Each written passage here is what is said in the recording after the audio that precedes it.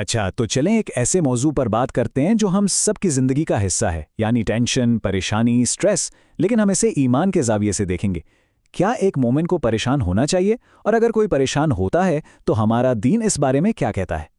ذرا سوچیں، جنت میں داخل ہونے والوں کا سب سے پہلا خیال، سب سے پہلی بات جو وہ کہیں گے وہ یہ ہوگی۔ اس ایک جملے میں ایک بہت گہری حقیقت چھپی ہے۔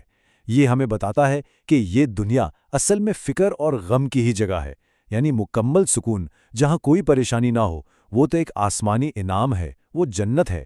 اس کا مطلب یہ ہوا کہ اس دنیا میں تو قدم قدم پر پریشانیوں کا سامنا کرنا ہی پڑے گا۔ یہیں پر آ کر ایک بہت بڑا مسئلہ پیدا ہوتا ہے۔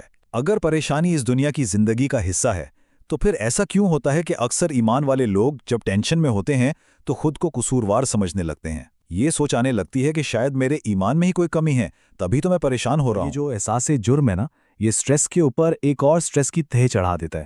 مطلب ایک پریشانی تو وہ ہے جو کسی اصل مسئلے کی وجہ سے ہے، لیکن اس کے اوپر ایک دوسری پریشانی ہم خود بنا لیتے ہیں کہ ارے میں پریشان کیوں ہو رہا ہوں؟ اور یہ سب اس غلط فہمی کی وجہ سے ہوتا ہے کہ مضبوط ایمان کا مطلب ہے کہ انسان کو کبھی کوئی فکر لاحق ہی نہیں ہو سکتی۔ چلیں غلط فہمی کو ذرا توڑتے ہیں، کیونکہ قرآن پاک میں ایسی مثالیں بھاری پڑی ہیں جو ثابت کرتی ہیں کہ اللہ کے سب سے پیارے بندے یعنی انبیاء علیہ السلام، انہوں نے بھی شدید ترین پریشانی اور ذہنی دباؤ کا سامنا کیا ہے۔ موسیٰ علیہ السلام کی والدہ کی کہانی کو ہی دیکھ لیں۔ جب اللہ کے حکم پر انہوں نے اپنے ننھے سے بیٹے کو صندوق میں ڈال کر دریا میں بہایا تو قرآن بتاتا ہے کہ ان کا دل غم اور فکر سے بے قابو ہونے کے قریب تھا۔ اللہ نے ان کی اس پریشانی کو سمجھا، انہیں تسلی دی۔ یہ نہیں کہا کہ تمہیں تو مجھ پر بھروسہ ہونا چاہیے تھا، تم کیوں پریشان ہو رہی ہو؟ نہیں، بلکہ ان کے انسانی احساس کو تسلیم کیا گیا۔ اسی طرح مریم علیہ السلام وہ ولادت کے مشکل ترین وقت میں بالکل اکیلی تھیں اور شدید ذہنی دباؤ کا شکار تھیں۔ وہ اس قدر پریشان تھیں کہ اللہ نے خاص طور پر ایک فرشتہ بھیجا انہیں یہ کہنے کے لیے کہ غم نہ کرو۔ ان کا تقوی اور پارسائی بھی انہیں اس انسانی احساس یعنی خوف اور پریشانی سے نہیں بچا سکی۔ زیادہ شرمگیز مثال یعقوب علیہ السلام کی ہے۔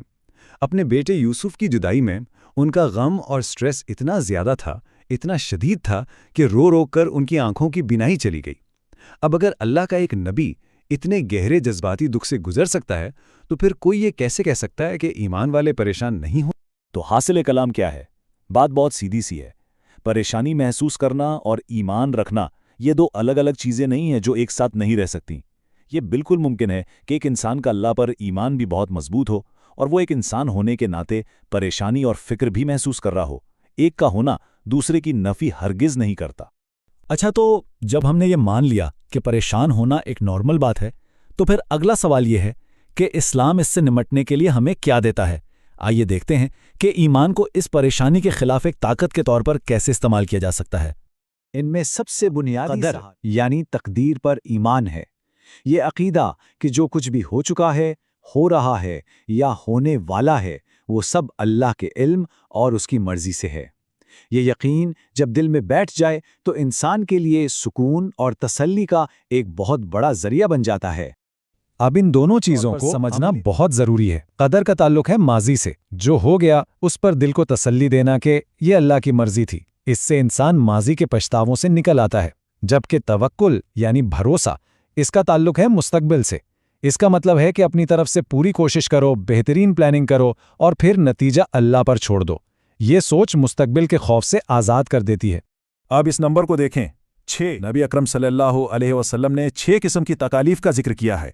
آپ نے فرمایا کہ جب کسی مومن کو ان میں سے پہنچتی ہے، چاہے وہ غم ہو، سٹریس ہو، کوئی درد ہو، پریشانی ہو، اذیت ہو یا کوئی بھی تکلیف، اور وہ اس پر صبر کرتا ہے تو اللہ اس کے بدلے میں اس کے گناہوں کو معاف فرما دیتا ہے۔ یہاں تک کہ اگر ایک کانٹا بھی چبھ جائے تو وہ بھی اجر کا ذریعہ بن جاتا ہے۔ چلیں اب نچوڑ نکالتے ہیں اور ایمان اور مشکلوں کے اس رشتے کو ایک بالکل نئے زاویے سے دیکھتے ہیں۔ تو اس ساری بات نقطہ یہ ہے، ایمان کوئی جادو کی چھڑی نہیں ہے جو آپ کی زندگی سے ساری پریشانیوں کو ختم کر دے۔ نہیں، بلکہ ایمان وہ طاقت ہے جو آپ کو ان پریشانیوں سے نمٹنے کا حوصلہ اور طریقہ سکھاتی ہے۔ یہ آپ کو ایک ایسا نظریہ دیتا ہے جس سے بڑی تکلیف بھی بامعنی لگنے لگتی ہے۔ اور آخر میں یہ ایک سوال ہے جس پر سوچنا چاہیے۔ اگر ہم اپنی پریشانی کو ایمان کی کمزوری سمجھنے کے بجائے اسے اللہ کا قرب حاصل کرنے اور گناہوں سے پاک ہونے کا ایک موقع سمجھنا شروع کر دیں تو یہ سوچ ہماری زندگیوں کو کتنا بدل سکتی ہے۔